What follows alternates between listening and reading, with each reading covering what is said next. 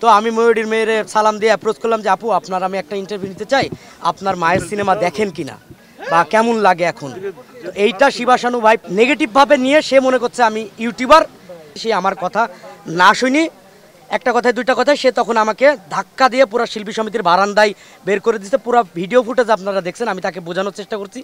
আমি যতটুকু দেখছি সে মনে হচ্ছে যে মদ্যপান অবস্থায় ছিল। এবং একটা সময় যাই যখন জয় চৌধুরী এই মারামারিটার বা এই গ্যাঞ্জামেটার সূত্রপাত সে উস্কাই দিছে। সে যখন বলছে ধর, একটা খারাপ ভাষা ব্যবহার করে বলছে ধর, সাংবাদিকদের চেয়ার থেকে শুরু করে এই যে গাছের ডালপালা দিয়ে মানে একবারে পশুর মতো সাংবাদিকদের পেটানো হয়েছে। এমন মায়ের মনে হচ্ছে যে একবারে মানে ইয়ের মতো পিটাইছে, মানে ছাগলের বাচ্চার মতো পিটাইছে সবাই। তো যেহেতু আছে, তো আমি চিন্তা করলাম যেহেতু স্টার কিডদের প্রতি সাধারণ মানুষের একটা আগ্রহ থাকে, তো আমি ময়ূরীর মেয়ের সালাম দিয়ে অ্যাপ্রোচ করলাম যে আপু আপনার আমি একটা ইন্টারভিউ নিতে চাই, আপনার মায়ের সিনেমা দেখেন কিনা বা কেমন লাগে এখন। তো এইটা শিবাশানু ভাই পাশ থেকে, আমি যেহেতু উনি মিডিয়ার না, সাধারণভাবে নাই বলে, তো আমার জায়গা থেকে আমি যতটুকু পারি কনভিন্স করার ট্রাই করতেছি। এইটা শিবাশানু ভাই নেগেটিভভাবে নিয়ে সে মনে করছে আমি ইউটিউবার।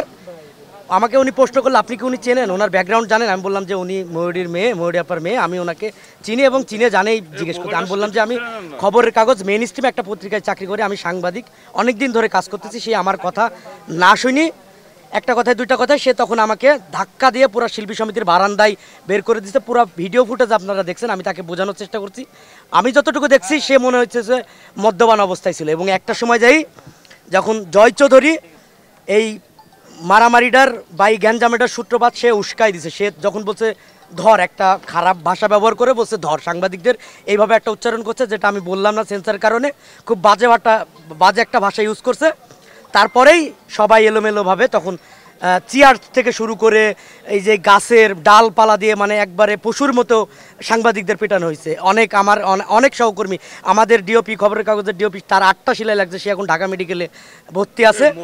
আমার এই যে কাঁধে এখানে ব্যান্ডেজ, এখানে পুরা কেটে গেছে, আমার হাত কেটে গেছে এই জায়গায়, ঠিক আছে, এই যে হাত এই জায়গায় ছুলে গেছে, এই যে নাকে এই জায়গায়, আরও অনেক জায়গায় লাগছে, চেয়ারে লাগছে, তো অনেক জায়গায় কাটে নাই, কিন্তু আমার পুরা হাতে ব্যথা। ডাক্তার বললো যে 2টা ইঞ্জেকশন দিয়ে দিচ্ছে, কালকে সকালে এমআরআই করবে। এই জায়গায় একটু কেটে গেছে, তো এই জায়গায় জয়েন্টে একটু ঝামেলা হতে পারে, এই জন্য বললো যে এমআরআই করে দেখতে হবে আর কি। হ্যাঁ, আপনি অনেক আহত হয়েছেন, কিন্তু অনেকেই বলছে ওইখানে ইউটিউবাররা নাকি প্রশ্ন করেছে আপনি তাদের হয়ে গিয়ে প্রতিনিধিত্ব করেছেন, এরকম একটা কথা না।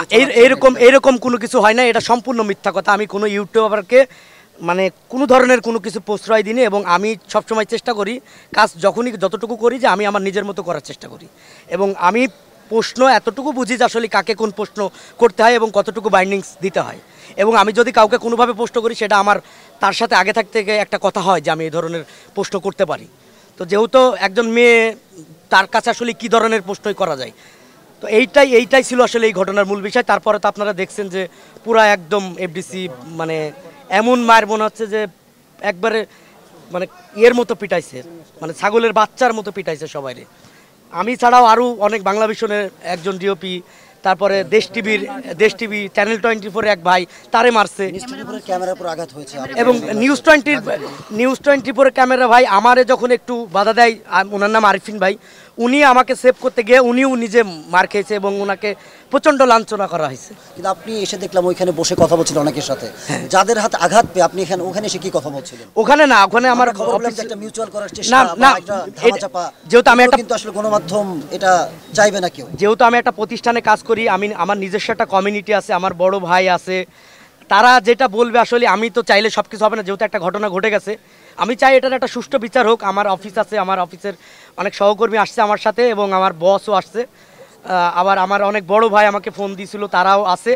তো তারা যে সিদ্ধান্তটা নেয় আমাকে এখন তো সেটাই মানতে হবে। আপনাকে যে ইউটিউবার প্রমাণের একটা অপচেষ্টা, এটা নিয়ে কি বলবেন? এখন খবরের কাগজ একটা দেশের মেইন স্ট্রিম একটা পত্রিকা, যদি কেউ ইউটিউবার বলে আমি জায়গায় কাজ করি, তাহলে তার আমি কিছু বলতে পারবো না। কিন্তু এটা ইউটিউবার বলছে এই অর্থে যে ইউটিউবার বলে যে এফডিসিতে ইউটিউবার ঢোকা নিষেধ, এরকম কিছু একটা বলে আসলে মানে এখন আমি এফডিসির গেটের পাতা থেকে শুরু করে আমাকে চিনি, আমি দীর্ঘ 8 বছর এই জায়গায় আসতেছি, প্রত্যেকটা সিকিউরিটি থেকে শুরু করে এখানে যারা কেয়ারটেকার, পিয়ন, সবাই আমার নামটা এবং আমার চেহারাটা চেনে। এবং গেটে অন্য সময় অনেক ধরনের রেস্ট্রিক্টেড লাগে, কিন্তু আমি যদি আসি আমার কোনো রেস্ট্রিক্টেড লাগে না, কারণ জানে যে এই ছেলেটা দীর্ঘদিন ধরে আসতেছে। 5 দফার দাবি দেওয়া হয়েছে, কিন্তু আপনার নিজের দাবি কি? আপনি অফিস বা সবকিছু ভুলে গিয়ে আপনি অ্যাজ এ গণমাধ্যম কর্মী আপনার কি চাও আসলে এটা নিয়ে?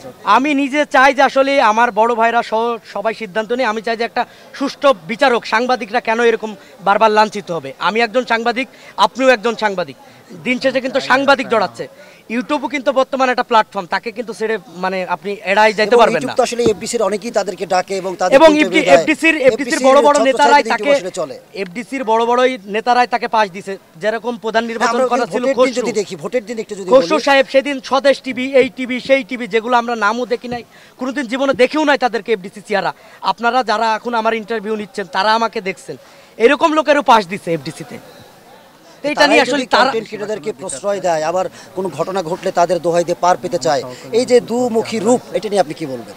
আসলে তাদের হয়েছে কি, মানে সময়ের সাথে গা ভাসারও একটা ব্যাপার থাকে না। মানে এখন মনে হচ্ছে যে পরিস্থিতিটা একটু জটিল হয়ে গেছে, যেহেতু ভাই ব্রাদাররা আমরা একটা স্টেপ নিয়ে ট্রাই করতেছি, সেজন্য এখন চিন্তা করতেছি ইউটিউবের একটা গায়ে ভাষায় দিয়ে, মানে গা ভাষায় দিয়ে পার পাওয়ার একটা ধান্দা। কিন্তু আমি চাই ব্যক্তিগতভাবে যে এটার একটা সুষ্ঠু তদন্ত হোক এবং আপনারা সহযোগিতা করেন, কারণ আজকে আমার গায়ে আঘাত লাগছে, কালকে আপনার গায়ে লাগতে পারে। তো আপনার এখন সবকিছু আপনাদের উপর নির্ভর করতেছে। ছেড়ে দিয়ে বলো, থ্যাংক ইউ। জয়কে বলেন, জয় চৌধুরী যদি কথা বলে বলুক, কারণ আমাদের উচিত দুই পক্ষের কথা নেওয়া। জয় ভাইকে ডাকেন।